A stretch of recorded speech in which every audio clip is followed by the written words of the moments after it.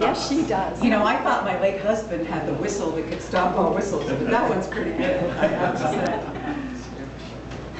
Your attention for a few minutes.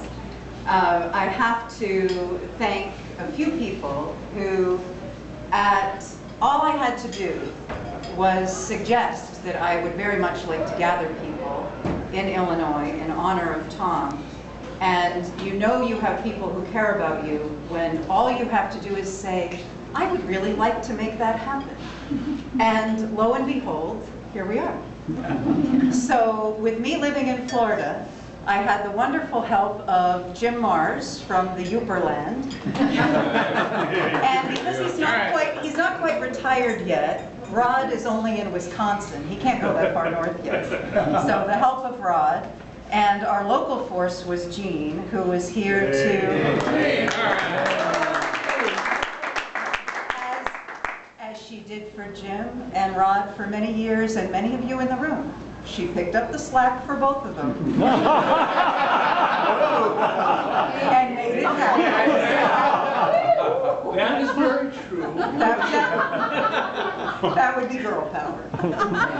There you go. So I thank you, my friends, very much for your efforts, because this is very special, and I only wish Tom was here because he would love every second of this.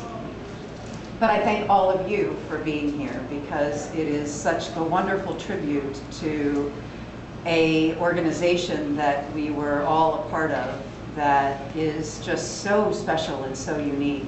So I was telling people that I have the opportunity to spend a few hours and some drinks with my very first boss ever at the age of 22, out of undergrad.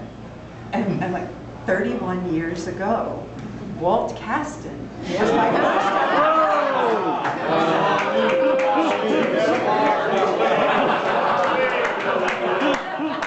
I thought he was retired 31 years ago.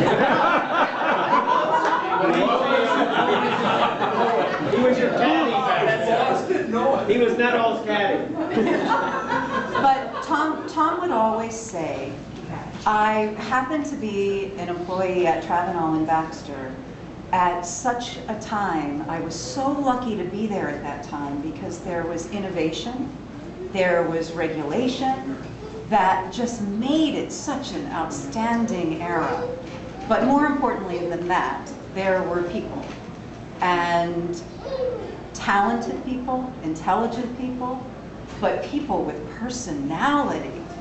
And so all you have to do is say the name Don Joseph. All you have to do is say the name Mike Maselli, Dennis Trelease, Tom Creel. And I'm positive for many of you, a vision or a story jumped into your mind.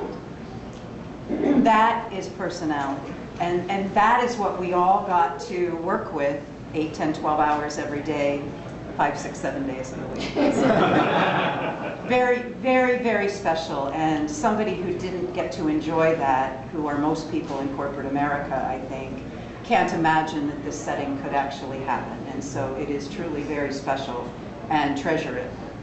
What I implore of those of you in the room is, if this feels good to you, can we do this without somebody dying?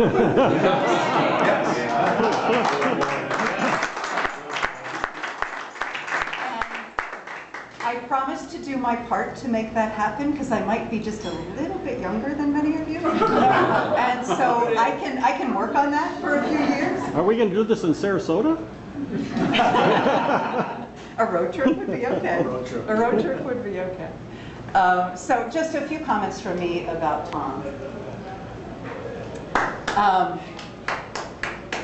As most of you know, when he worked, he put 125% at least of himself into working, and bore fruits from that.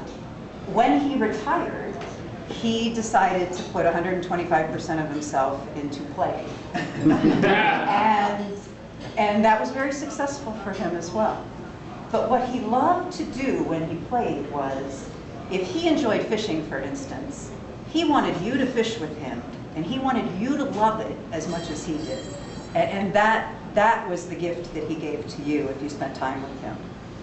So what I ask of each of you in a way of honoring Tom is when you do things in your life that are important and special to you, do them with just a little bit more than the 100%.